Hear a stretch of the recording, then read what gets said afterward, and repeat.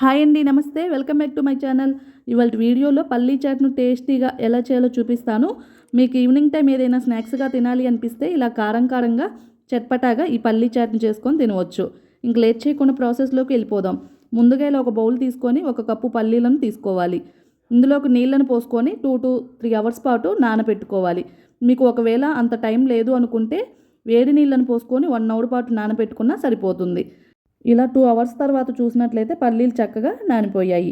ఇప్పుడు ఇందులోని నీళ్ళన్నీ వంపేసి మరలా నీళ్ళతోటి శుభ్రంగా 2-3 సార్లు కడిగి వాష్ చేసుకొని ఇందులో నీళ్ళన్నీ వంపేసుకొని తీసుకోవాలి. ఇప్పుడు స్టవ్ పైన ఒక ప్రెషర్ కుక్కర్ పెట్టుకొని దీనిలోకి ఈ పల్లీలను యాడ్ చేసుకోవాలి. ఇందులోకి 2 కప్పులు నీళ్ళను పోసుకోవాలి.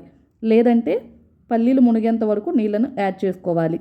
ఇందులోకి రుచికి సరిపడా ఉప్పును వేసుకొని ఒకసారి గరిటెతో అంతా కలుపుకొని పైన మూత పెట్టేసి విజిల్ కూడా పెట్టేసి మీడియం ఫ్లేమ్ మీద 3 to 4 విజిల్స్ రానివ్వాలి. ఇలా ఒకవేళ ప్రెషర్ కుక్కర్లో కాకుండా గిన్నెలో తీసుకొనైనా వీటిని ఉడికించుకోవచ్చు. 15 to 20 మినిట్స్ పాటు ఉడికించుకుంటే సరిపోతుంది. ఇలా 4 విజిల్స్ వచ్చిన తర్వాత స్టవ్ ఆపేసి కుక్కర్లో నీరంతా నార్మల్గా పోయిన తర్వాత మూతను ఓపెన్ చేసి చూస్తే పల్లీలు చక్కగా ఉడికిపోయాయి. ఇప్పుడు ఇందులో నీళ్ళన్నీ డ్రైన్ అవుట్ చేసుకొని ఈ పల్లీలను ఇలా ఒక బౌల్లోకి తీసుకోవాలి. ఇప్పుడు ఇందులోకి ఒక ఆనియన్ను సన్నగా చాప్ చేసుకొని వేసుకోవాలి. అలాగే ఒక టమాటాను కూడా ఇలా సన్నగా చాప్ చేసుకొని వేసుకోవాలి. ఆనియన్స్, టమాటా అనేవి మీ ఇష్టం అండి. ముక్కలు ఎక్కువగా అయినా వేసుకోవచ్చు, లేదంటే తగ్గించుకొనైనా వేసుకోవచ్చు. అలాగే 1/2 కప్పు సన్నగా తరిగిన కొత్తిమీరను కూడా వేసుకోవాలి.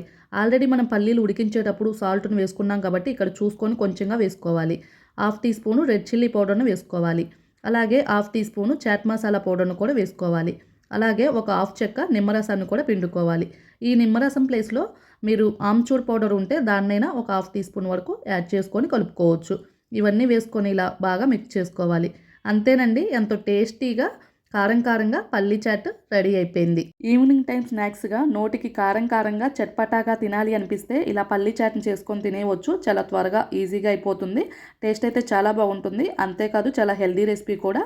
ఇంక మీరు కూడా లేట్ చేయకుండా ఈ రెసిపీని ఒకసారి ట్రై చేసి ఎలా వచ్చిందో కామెంట్ బాక్స్లో మీ ఫీడ్బ్యాక్ని తెలియచేయండి.